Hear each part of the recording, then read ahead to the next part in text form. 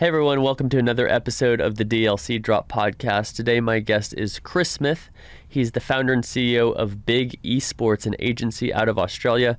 He's going to share all these insights he's gained during his 10-year career in esports and also some amazing work that he's doing with Esports Education. He's also got a ton of trends at the end of this episode to share, so make sure to tune in until the end. Let's talk to Chris. Drop in the untold stories of industry leaders, influencers, and insights on future innovation. I'm John Davidson, and this is the DLC Drop Podcast. All right, Chris Smith, thank you so much for joining me today on the DLC Drop Podcast. No worries, man. Good to be here. Yeah, so we've had many LinkedIn conversations. I feel like we're LinkedIn friends. And a lot of conversations. We're part of an awesome content creation group that you helped to pull together, a bunch of people on LinkedIn. We share what we're posting. We support each other. The other day, I was looking for some stats for a deck. I was like, hey, anybody got this? And Chris was like, I got you. Here we go. So it's a cool community that you've built there. I feel like I know you, but the funny thing that maybe a lot of people would be surprised is this is our first time talking face-to-face or Zoom-to-Zoom. So it's great to hear your voice. Yeah, it is. And funnily enough, because you and I create so much content, I think you'd be the same as me, that I don't watch a lot of esports business content either. So I haven't really even heard your voice much before either, which is funny. Because it's like you were saying, kind of feel like we know each other. And you get that with podcasts all the time, right? Like, I listen to quite a few of the Joe Rogan podcasts. I'm a big MMA fan. So especially whenever there's a, MMA legend on, which he has quite regularly, I feel like if I was to have a conversation with Joe Rogan, I would know what to talk about and who he is. So right. Yeah, it's funny in that sense.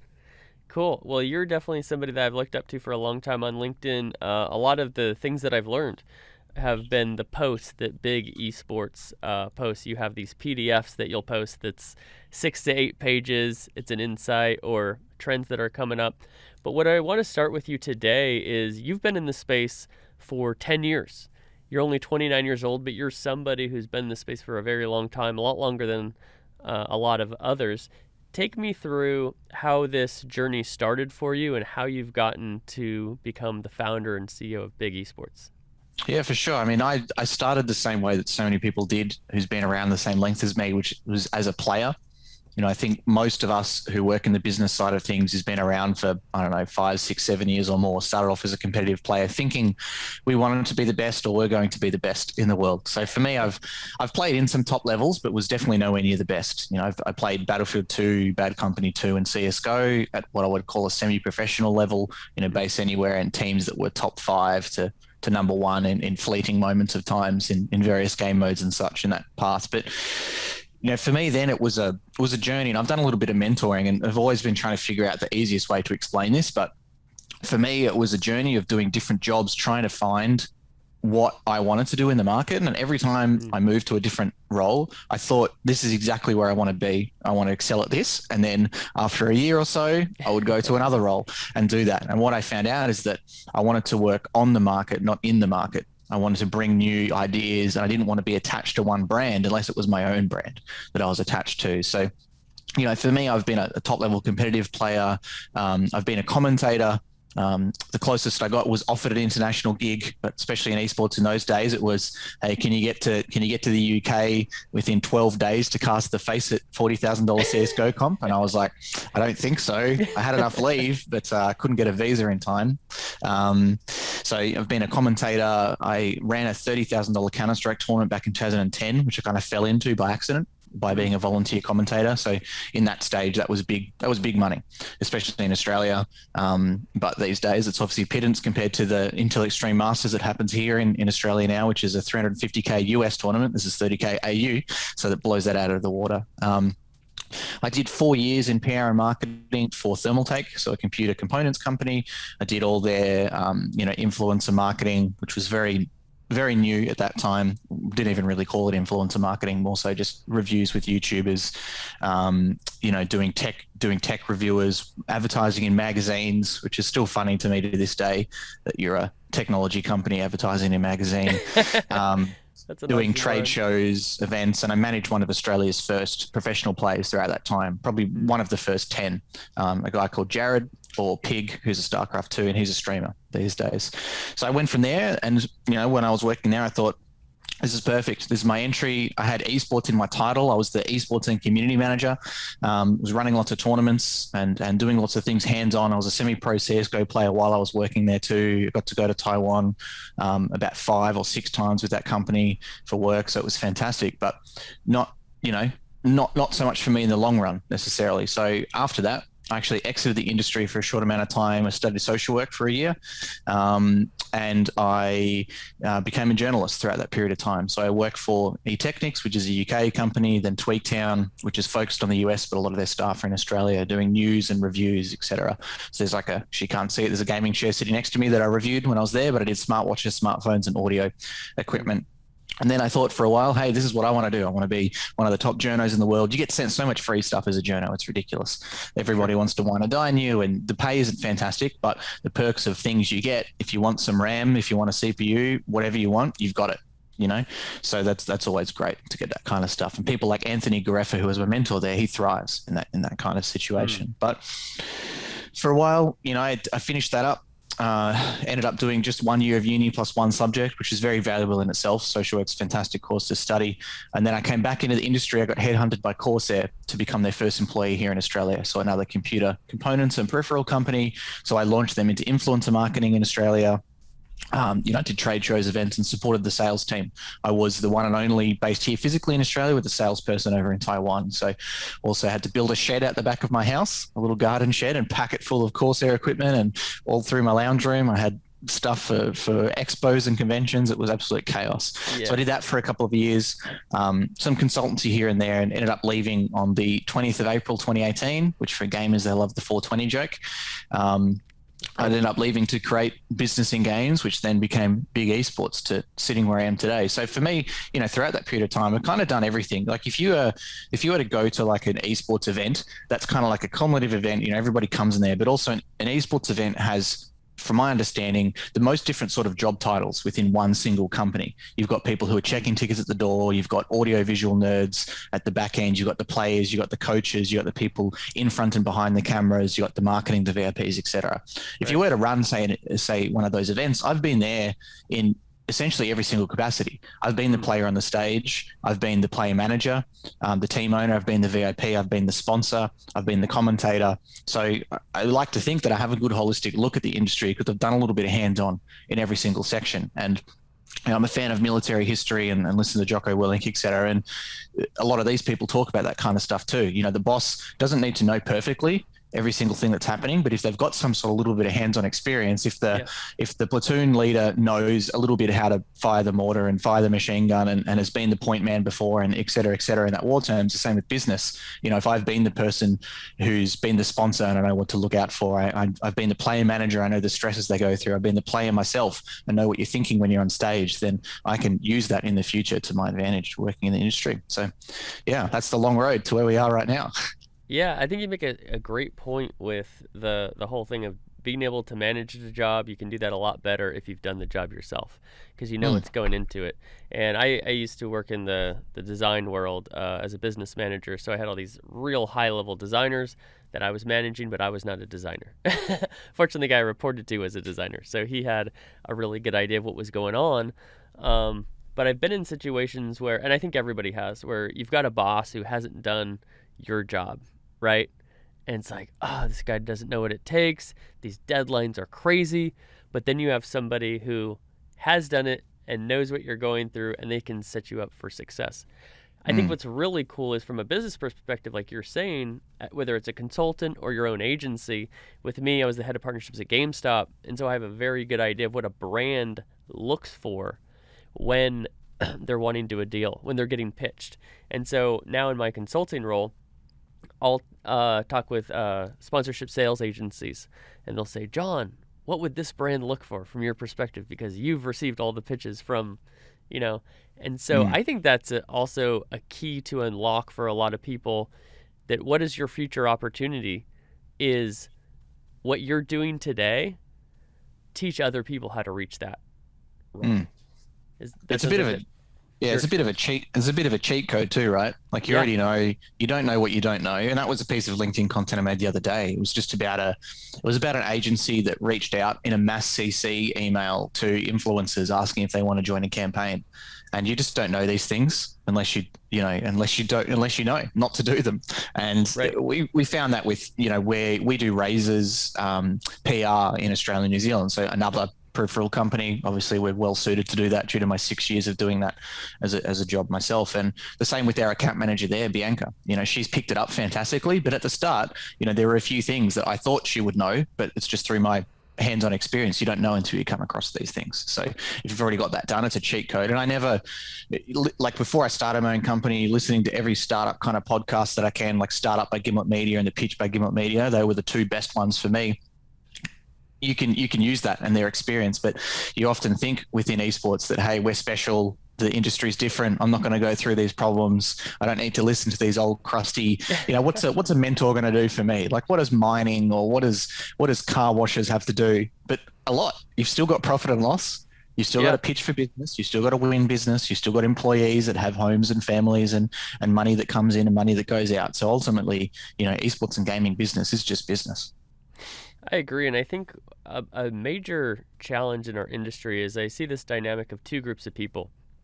You have people who understand gaming and esports, but they don't have a lot of professional business experience just because they're not very old yet, right? There's no substitute for experience. So if you've only been in the business world for 5 years, you're not going to have 7 years of experience or 2 decades of experience.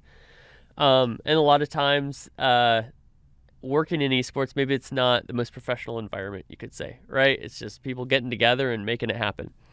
Now, on the flip side, you have, I call them complementary experts. So you have people in professional business, not associated with esports, but if it was traditional sports or traditional entertainment, they would know everything.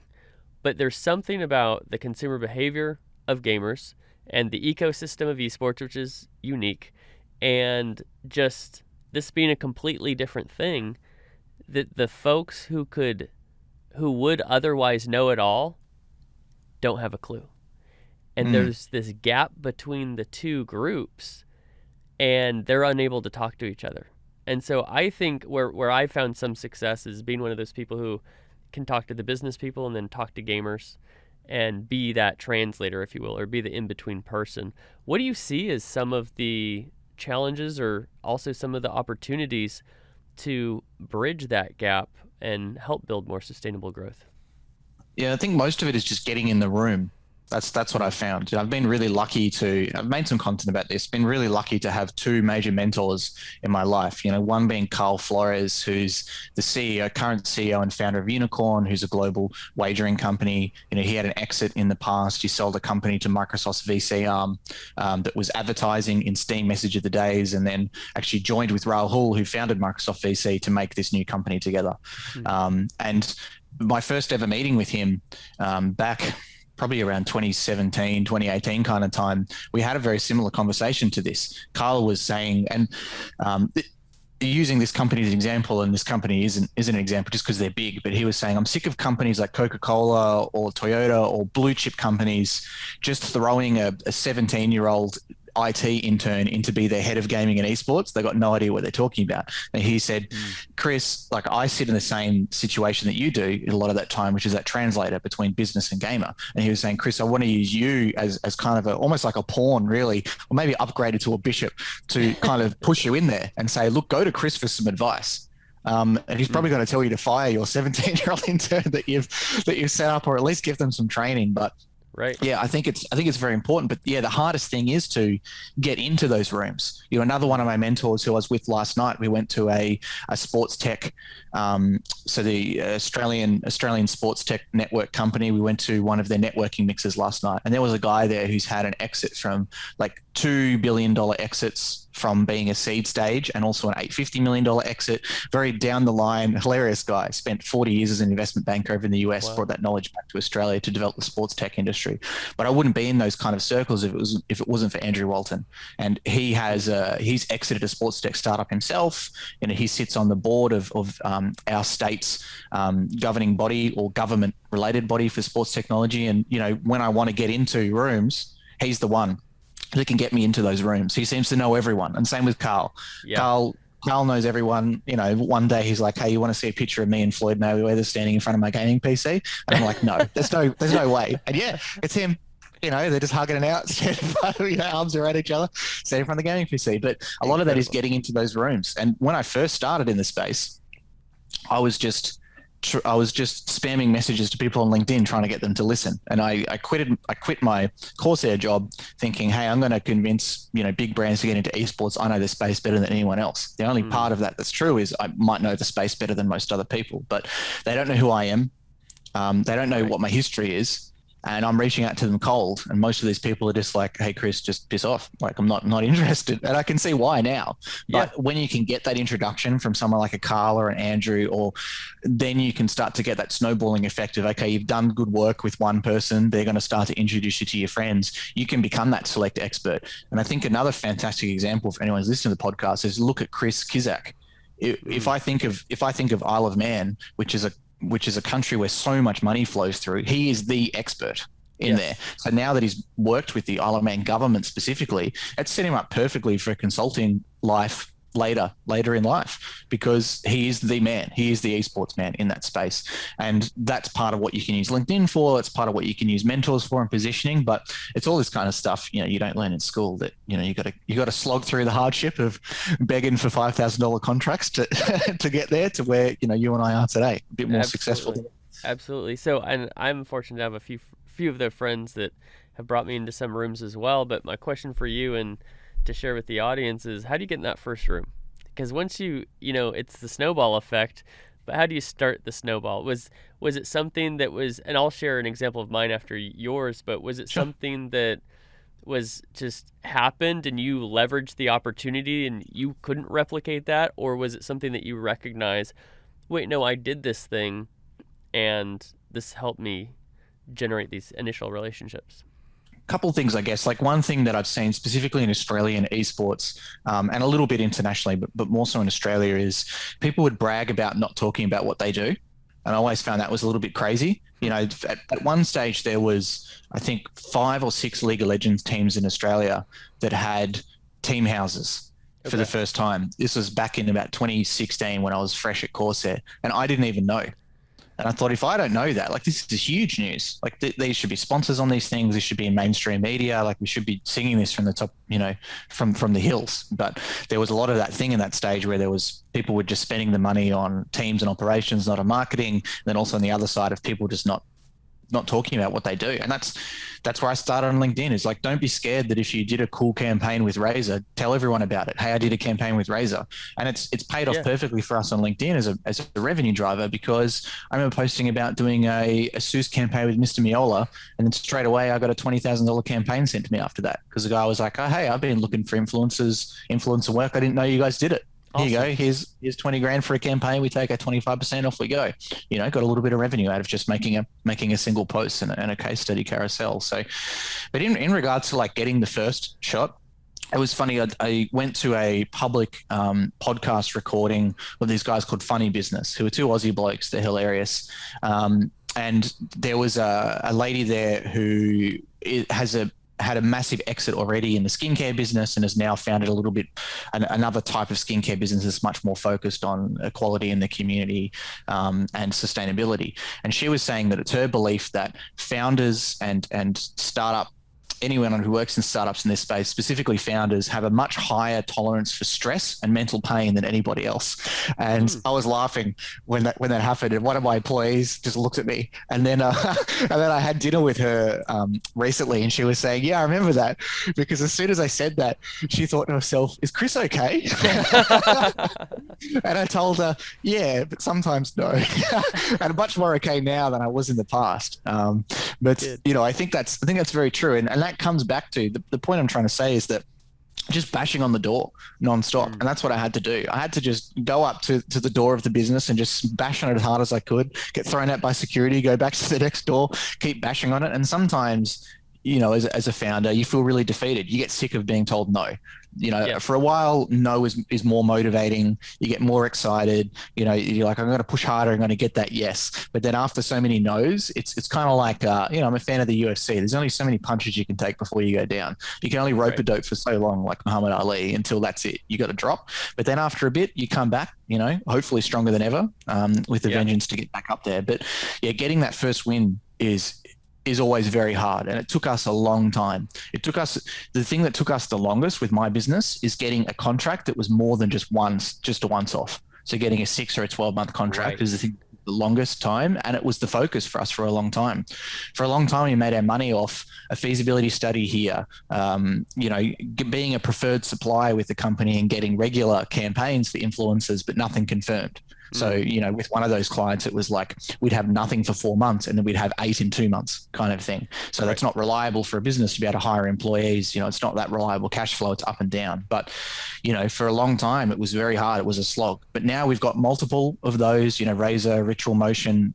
We've got some others and some others that are coming in where we can have that ongoing retainer type stuff coming in now, which is much more healthy for our business. But yeah, getting that first win in this industry is hard. Sometimes it just falls into your lap, right? And everybody sees those ones. Sometimes, you hit that, you hit the formula perfect. Your nade shot with 100 Thieves. Yes, there's so much hard work that's gone into 100 Thieves, but it's just seemed to be win after win after win. Besides the short downfall of Nick Merckx and the whole stuff around equity and him leaving, Right. it just seems to be absolutely win after win.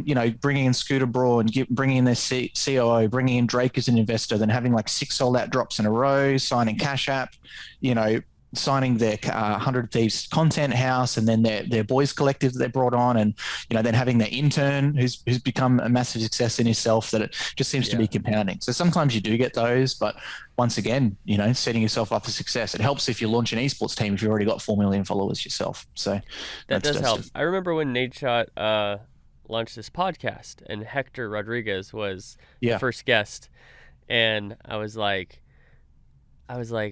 I know this guy's gonna crush the podcast because I looked at his YouTube channel. You got 3.5 million followers that you're starting your podcast with. That's a pretty good start. What in my experience, I can relate to you in being everywhere, knocking down the doors, going after it, every single day, time after time.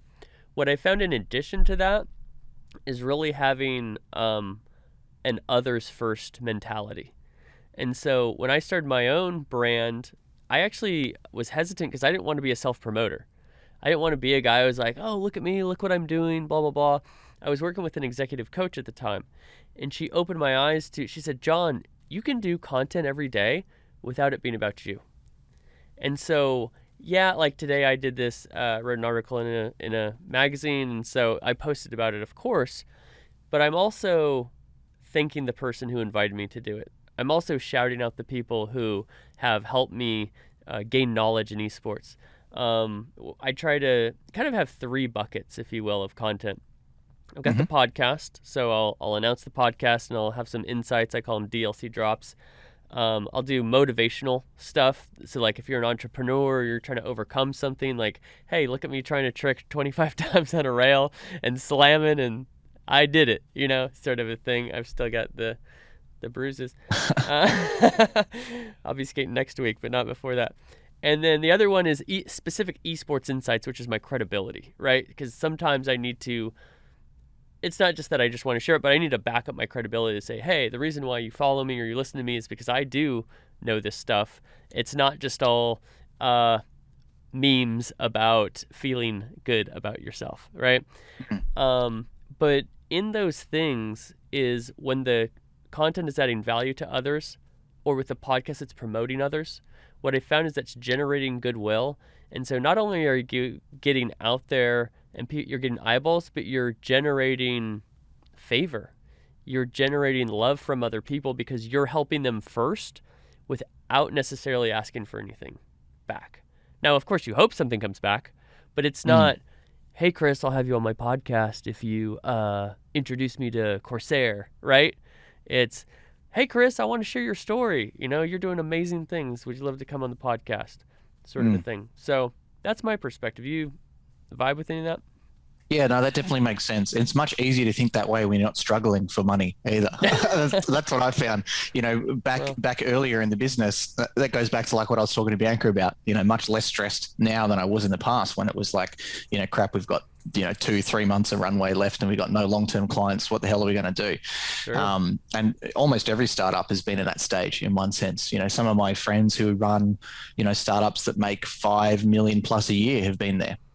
Even when they're making Yeah. 3 million a year, something big can come through, big fine or unexpected, something that's happening. So, but no, definitely right. And we're seeing that right now because I mean, while you were talking, it just reminded me I need to reach out to someone because we've got a new client that's going to be signing on. I met with them for the first time probably 11 months ago, just for a catch up chat.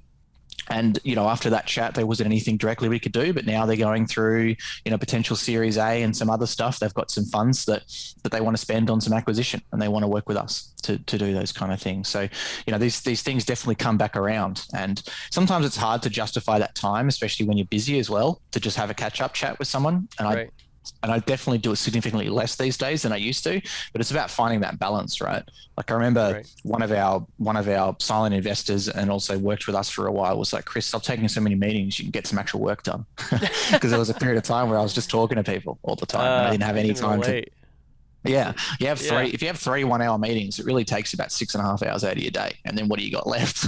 In a work Yeah. day, like in a legal work day, that means you've got 1 hour left, and that's probably taken up by replying to emails and making a LinkedIn post, and that's it. You're done. You haven't actually done any work really. You've just kind of juggled the ball a little bit, and then yeah, you've got more to do in the next day. So I no, can I'm on the relate same all page. too well. Yeah, we talked about work all day, but we haven't done any of it. Yeah, That's a problem. exactly. Yeah. Well, something else I'd love to highlight for the audience here, because I know it's something you're working on. I think it's tremendous, but it's esports education. This is something that I'm really passionate about. I love that esports is so applicable to so many people in so many different ways. You don't have to be somebody who is winning the trophies on the stage. You can have one of these many complementary skill sets. And one of the really cool things about esports is that there are so many different disciplines that you can work in and still be associated with your passion. So share a little bit about what you're doing with esports education.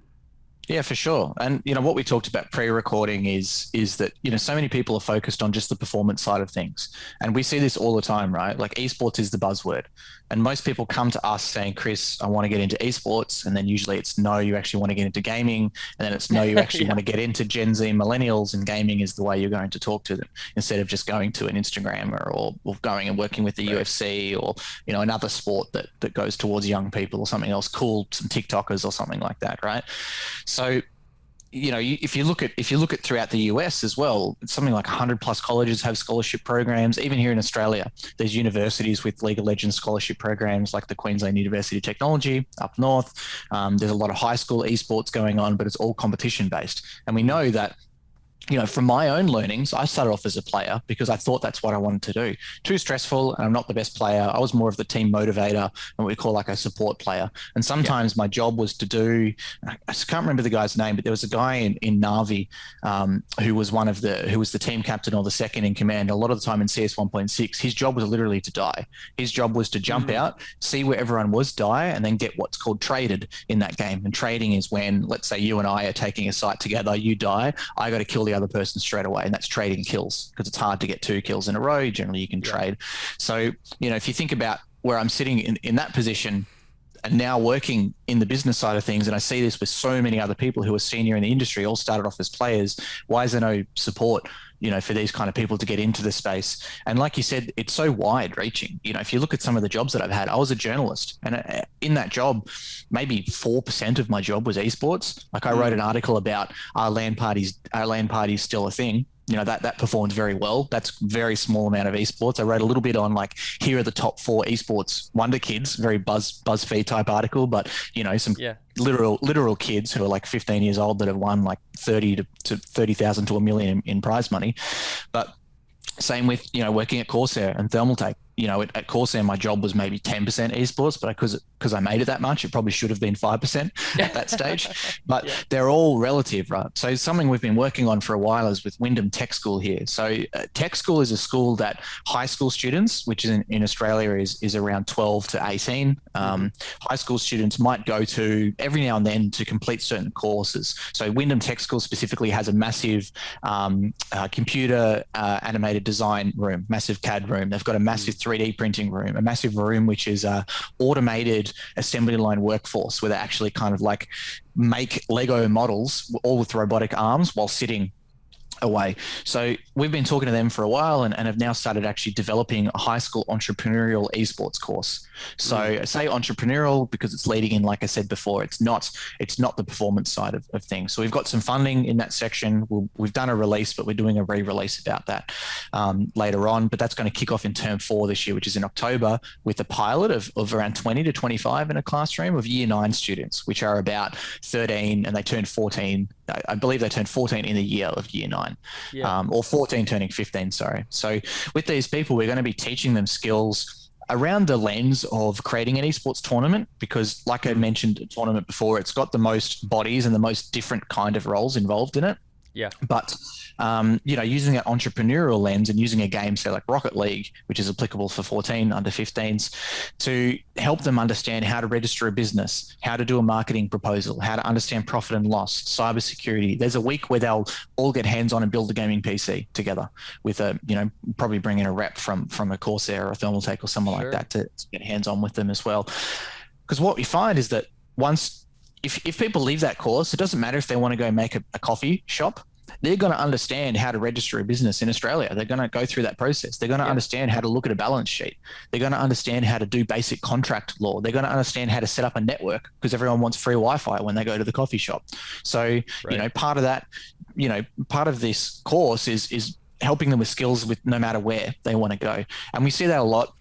I see that a lot in esports with people who've come into the industry, left, and then come back. I kind of did a little bit. All I did was go to uni, but they can use those skills in other ways until the industry matures enough now for them to come back in and get these kind of high profile jobs in that space. So, we're really hoping that that's a good thing. There's another portion to it as well, where I was invited by the Australian Computer Society to a boardroom lunch. There was like a shadow minister of like future work and jobs was there, a bunch of heads of universities, a few CEOs, a few high up marketing in banks, etc. And the whole time they were all talking about, and I can't remember the exact numbers, but it was something like the amount of IT jobs that's going to be required in Australia in the next 10 years. There's going to be about 1/4 of uni graduates to fill those. So there's a gap of that 75% there's just not enough skills. And a lot of the time, all they're talking about with kids is coding, learn to code, do coding, etc. And I got fed up after a bit, and I was like, look, I hate coding. It's like I worked in IT. I did a Cert 3 IT trainee. I did that as a gap year. Before I was meant to go to uni, but came into the industry instead. And I said, look, guys, if you think about how to make this exciting, how to make this fun. I did Lego robotics in high school, didn't enjoy it at all, but I did it because it got me closer to computers. I joined the chess club. Honestly, I don't enjoy chess at all, but it's what the other nerds did. But I said to them, even think about an Instagram influencer. It's more than just promoting tummy teas and taking booty pics on Instagram. They need to be a community manager. They need to be a marketing manager. They need to do their own finance. They need to do editing of their pictures and or videos. They need to do B2B.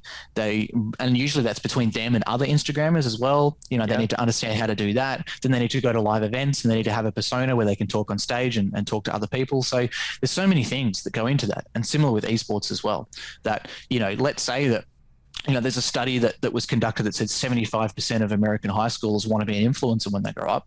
Well, imagine how many of them are going to sign up to an influencer course, just thinking that probably the 15-year-old boys are doing it because the 15-year-old girls are signing up, and probably the 15-year-old girls are signing up because they think they're going to get more Instagram followers because of doing it. But then after a while, they're going to realize, hey, I really enjoy the photography side of this. Hey, I really enjoy the management side of this. Yeah. And then they can understand, okay, there's so much more than just being the person in front of the camera. There's so much more than just being the PewDiePie, the laser beam. There's so much more than just being the famous TikToker Bryce Hall. There's so much back end of that you can do there. So we're hoping to use that entrepreneurial lens to, really motivate the kids towards doing something else within that space, but just using, like I said before, esports and gaming is just the language and the way to communicate it to these people. So my assumption is probably that a lot of the kids are going to sign up because they're going to think, I get to just play Rocket League all day. Wyndham's building out a massive esports facility as part of it as well, with 25 top-of-the-line gaming PCs. So that's probably what they're going to think, but we're using that passion to actually push it into something constructive. I love that. I always I encourage young people to pursue some sort of a business education, whether that's formal or non-formal. And what I always say is gaining an education in business enables you to understand how to make money doing what you love, or sometimes more importantly, how to avoid what you love because it doesn't make any money. Yeah. Which is true for me with skateboarding. People used to always say when I was in business college, John, you're going to open a skate shop? And I was like, I can't afford to open a skate shop. Like, hopefully one day I have so much money that I can afford to lose money owning a skate shop. But until then, absolutely not. But I think that was the dream. That was the dream for everyone when I was growing up. Is everybody wanted to open an internet cafe with a PC shop out the back. Yeah. And anybody who did, they all died. So yeah, definitely, I get you. Yeah.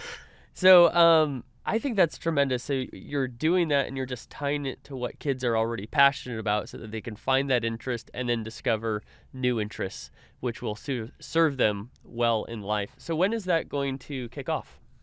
Yeah, so we had a kickoff meeting internally just the other day. So we're currently developing out the course with a few female industry leaders internally, with Big Esports and a contractor as well. And that kicks off in term 4, which is, I believe, the 7th or the 14th of October, somewhere around that.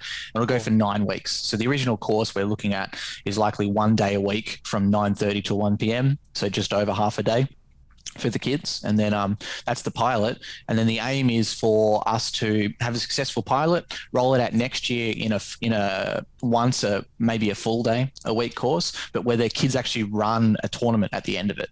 That people can attend. So there's also that, and then hopefully expanding in the future for some specialization. Maybe it could be a 10-week course, which is the introductory, which the kids complete, and then after that it says, okay, take what you enjoyed the most and then go into it. It could be an influence management side of it, it could be an audio visual side of it, it could be a team management side of it, et cetera, et cetera. So, working on expansion plans and trying to work on so much more to do in that space. And, whether we want to take this much larger is something that we're discussing, internally. And I think it's a path we're going to take. That's incredible. Well, before I let you go, one thing that I definitely have to get from you is some trends on esports. So, like I said at the beginning of this episode, you're one of the people who I rely on. I'll check out your posts. I'll see your case studies, the decks that you post on LinkedIn, and it keeps me up to date. It's one of the things that keeps me up to date, knowing what's coming next. What can you tell our audience, either what to pay attention to or what's coming next that we should be aware of? Yeah, for sure. So we released some content every now and then. So, at the end of 2020, we released kind of a 2020 trends document. And then in 2021, at the start, we released that. And, happy to say that all of these trends that we've released thus far have been publicly confirmed. And there's one last trend that I've seen in private that'll be confirmed, kind of coming. So we're on the money, which is good. We've made the right guesses. Yeah, anybody can guess. It's how accurate are those guesses, right? Exactly. Yeah. So I'm just looking at the document here, and I'll just go through them in order and explain a little bit more. Please. So the first one we went through is around influencers chasing equity in their own business. So, for example, influencers are starting to understand that they have so much pull in the space. I've got friends who are influencers who make more money than tier 2 esports teams by themselves. Yeah. I use this as an example all the time, but I did a podcast with him. His name is Fusion Droid. He's a Minecraft YouTuber that lives in Australia. He bought an $800,000 house cash last year. He makes $2,000 to $5,000 per video, does 4 to 6 videos per week. And all these numbers are in AUD, but you can do the math based on that about how much he earns. And this is all in the podcast I did, so it's all public info. Amazing. So people like that are understanding that I've actually got a lot of pull with an audience, and they don't just want to promote G Fuel. They don't just want to promote Razer or something like that. They're saying, can I be my own Razer? Can I do my own mouse or something like that? Yeah. So a fantastic example is a good friend of mine, Rocket Jump Ninja, who's a global authority on gaming mice, very technical, massive nerd as far as that stuff goes. Sure. And I call him a nerd to his face all the time, so that's fine. But He released his own mouse with the company. He designed it from start. I went to his house. He's got clay models all over his house of how he wants the mouse to be designed, and he's done exceptionally well out of that, both financially but also in regards to rewarding his audience and his audience rewarding him for that journey. So we're seeing that a lot more. So our main investor, PlaySide, they're Australia's largest ASX listed. So ASX is our stock exchange, ASX listed company within the video game space. They got about 90 staff. They announced earlier this year that they're doing a game with Laserbeam and Fresh Asian. They've announced that they've signed a game development deal with them. They released a game with a family channel as well called the Norris Nuts. So they're a family channel that does tens of thousands of units of product per drop that they do in merchandise. Very active audience. They're a massive family channel. So I think it's 4 or 5 kids they've got as a whole. Chaos within their household, according to their videos. It's they launched a game called World of Pets, which has some similarities to Pokemon, but pushed more towards a younger audience. So yeah, we're seeing influencers start to launch their own products, whether they're physical products like what Rocket Jump Ninja's done, whether they're games, and we're also starting to see influencers put their own money into things as well. So the easy example is Backbone, which is like a console type controller that plugs into a phone. Laserbeam invested in that. His management agency, Click Management, invested in that. Up North Management, who I did a podcast with, they've also invested in that with some of their talent and a bunch of other influencers too. I think that's what Mr. Beast is invested in as well. So that's kind of number one. Influencers looking for equity, looking for their own businesses. Another one that's definitely come true, which is fashion and gaming will explode in both digital and physical sense. Absolutely. We've seen Gucci go absolutely ham with Geek in that part with Charles Hambro. Always thank him for feeding me that info, and he's the one that's doing the deals behind the scenes. But Roblox massively, doing massive partnership with Gucci, The Sims. We've seen it in Animal Crossing. Recently, we just saw 100 Thieves. We also saw Louis Vuitton and League of Legends last year do a bunch of stuff together. And this is just going to keep growing so much more within that gaming space, and more than just FaZe. Doing these kind of drops. It's obviously been FaZe leading that in the past, but we're not just seeing this with esports teams, with physical, but we're seeing this digital in games as well. That's what I love. Yeah. Yeah, and anecdotally, I had a teacher from far north Queensland here come on board, which you could explain as kind of the middle of nowhere in Texas. It's probably what far north Queensland's like. And he came on the post about Gucci and Roblox, and he said, "That's it, I get it." He's like, "I get why my primary school students are talking about Gucci, because we're in the middle of nowhere. Why the hell do these primary school students keep talking about Gucci all day at school?" That's exactly why. Because they partner with Roblox. So often people will ask, why are they advertising that a 6-year-old's not going to buy Gucci? That's exactly why. It's inspiring the next generation. Absolutely. Another one that we put in here as well is influencer merch going custom. So I talked to Jeff Pabst, who's the Chief Revenue Officer of FaZe, about this on my podcast. And, he mentioned that they're looking to do less frequent drops and more high quality drops and do some things, a little bit more hands-on. I talked to Grace Watkins, who's the CEO of Click Management, who I mentioned previously as well. And we're talking about the same kind of stuff too. Every influencer's done a black hoodie. That's the standard. They've slapped a logo on a black hoodie. They've used Teespring. They've used a fulfillment kind of center. Yeah. They've sold out their units. That's it. They're done.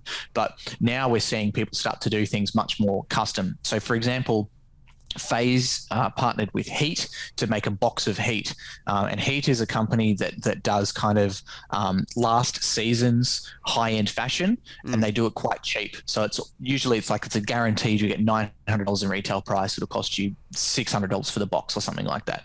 So they did a FaZe drop where you were guaranteed 2 to 3 pieces of FaZe merchandise, and then 2 to 3 pieces of high-end fashion. So they sent me a box. It had like a pair of off-white shorts in there worth a couple $100. It had a FaZe t-shirt, a FaZe crew neck, and some kind of like designer socks, like high-top socks as well in there in a nice kind of box. So it's more than just selling that crew neck by itself. It's more than just selling that shirt by itself. It's giving you like an experience and more things to be part of it. And when I think FaZe, I think Gucci, I think Off-White, I think Louis Vuitton. So it makes perfect sense to just combine those together. And it doesn't have to be an Off-White FaZe shorts. You can just wear a FaZe crew neck with the Off-White shorts together. It makes perfect sense to me. So yeah.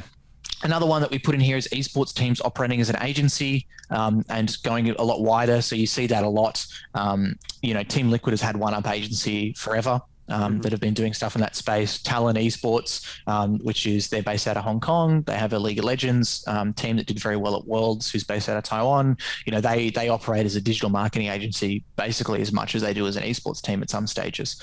And we talked about this on the podcast with Sean Zhang, the CEO. When Logitech does a launch, they do full custom creative for Logitech, help them with localization of language and all that kind of stuff within there too. So, I mean, we even saw this the other day. I think it was Mark Kai posted about it, or it was France who's in our engagement group. Yep. That EG's just launched their own League of Legends training platform Yeah, as it's part of incredible. stuff as well. And then some of the examples, like I said before, where 100 Thieves have their content house that they released in the past. They've been doing tournaments and things like that. FaZe Clan released a full feature-length horror film last year, and they're operating as a creative agency now. They launched FaZe Studios to create high-quality content for other teams or people or brands or companies, That's not cool. just themselves, and not even just including their own content or including their own influencers, can include others as well. So we're seeing that a lot.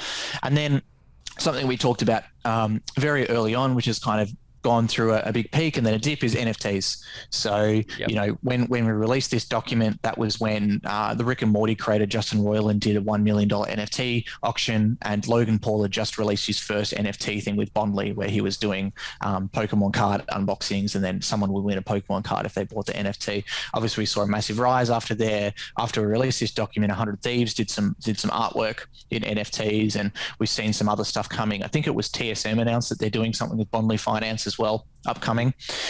And another thing that we haven't seen too much, I guess, in say the LinkedIn mainstream, but has happened in the Twitterverse, is a company called Z.Run, and they are digital NFT based horse racing. So you can breed a horse, you can buy a horse and own it within your own stable. You can race that horse, or you can bet on horses racing as well. And it's all streamed through Twitch, and it's all Ethereum based as well. And what we saw is that a lot of the influencers went from the hype of NBA Top Shot into Z.Run. And it's going to be interesting to see, where that kind of goes forward. But those are the most of the trends that we're watching in that space. And then besides that, like you said, it's the education side of things. We're trying to set a trend in that space. We haven't found many other companies in the market that are doing that stuff. So we're hoping to add to that, and add our powerhouse team behind us to really advance that. Fantastic. Well, that's a lot of trends to look forward to. Obviously, we've seen those building out. What is the next thing that we can expect from Big Esports outside of the education piece? I think the education thing is big for us. In the past, we've had the same problem that so many of others have had, where there's just too much going on. There's too many different projects for us. There's too much of a wide focus, and we're wanting to cut those things down. A good friend of mine who runs an agency told me while he was going through it, and then afterwards as well, about what he did as a traditional PR agency in the gaming space, is cut off a lot of his clients that he wasn't making good revenues from. He tripled his price for some of them as well, and re-signed clients on, and has a much better time because of that. So trying to take that same kind of thing and saying, look, we're at that stage as a company now where we can afford to turn down projects. In the past, that wasn't the case, but we're starting to do that now. We did that yesterday. We had an ongoing project with a client that we've put a stop to, and we're going through the closure process of that. So we're being more picky with what we do, and trying to be more focused with what's going on. There's a couple of announcements, as always, we have to come out. We've made a kind of an announcement that AX Lab has just started another $1 million crowdfund that we're helping them out with, which is a VR FPS company. They're making a game called Veil VR. And we've got another couple of cool announcements within that space. But for us, it's about, okay, how do we knuckle down and focus on solving one particular problem, rather than just trying to solve, in quotation marks, the entire problem of esports and growing it. Let's just pick one angle and stick with it. I love that. I think that's something a lot of people can relate to. You start a business and you say, I'm taking all the money I can get because I need all of it, right? Yes. And then it starts to come in. And one thing I can relate to is, as you experience working on all these projects, you say, wait, I don't really like doing that one. Oh, I really like doing this one, or I do it well, or I see a new market here. And then you're able to selectively tune in. And then the next step is, rather than feeding a beast with any work you can get, is saying, okay, what do I want to work on, and doing quality over quantity. And it sounds like you guys are doing that. That's a major step. So congratulations to you and your team for getting there. Yeah, thanks, man. Yeah, it's good. It's a good feeling to be able to have, a couple of these long-term clients on board. Like I said, with Razer, with the Wyndham stuff that we're doing with the Esports Education, it builds you that base, as a company owner, it builds you that base to be able to then go and do some other cool things and to be able to reinvest that money. And I've learned so much from Playside as part of that, So Playside as a company, what they've done in the past is they've worked with Hollywood studios to create games for them. So SpongeBob, Kubo, Cars, Wonder Woman, Batman, Batman v Superman. They've done all these kind of games for those companies, and then be able to reinvest it in their own kind of games to be able to launch as well. So that means that now through their IPO, the funds raised, but also the funds just through their profit margins, they've been able to do awesome things like the Norris Nuts game. They've been able to announce things like the Laser Beam and Fresh Asian game, and reinvest into the really cool things that they want to work on to go forward. I always said that I don't want Big Esports to be a PR agency, because from the other side, I always hated PR agencies. And while we do have a PR client with Razer, we try to do things differently with them. And that was part of our pitch, was that if you want a traditional PR agency and you're coming to us, don't pick us to win if you want us to be like the rest of them. And thankfully we're starting to do some stuff, but like I commented on, a good friend of mine who's a writer for the Australian Financial Review, Nat, said to her that we're trying to have some more fun in business as well. It's very easy to forget how to have fun, and I've forgotten so many times how to have fun within this industry. So we're just trying to take a bit of a more lighthearted approach to what we do and do some cool stuff that we enjoy. That's amazing. So before I let you go, where can people find you in the ways that you would like them to find you? Sure. Yeah. So the easiest part's probably LinkedIn. I got a super common name. There was always a joke. In Counter-Strike Source, people always used to write their team bio as a joke, and mine always led off with stupid white Chris Smith. So I got the whitest name in the world. But you can go to LinkedIn/in/Smithy Mayo. That's where you can find me. And every other social is Smithy Mayo. Mayo being my gaming name and Smithy being my last name with a Y at the end of it. So usually the best place to follow me would be LinkedIn. Second up would be Twitter. The rest of them I don't use as much at all. Cool. We'll definitely shout that out for you. And I appreciate your insights. It's always great talking to you, and I know that our audience learned a lot from this episode. So I appreciate you joining us on the DLC Drop podcast. Yeah, no worries, man. Good to finally chat. Absolutely. We'll do many more. Thank you for listening to the DLC Drop podcast. This podcast is part of the Esports Future podcast network and produced by Innovation Media Enterprises. Make sure you subscribe on your favorite podcast channel and leave us a review.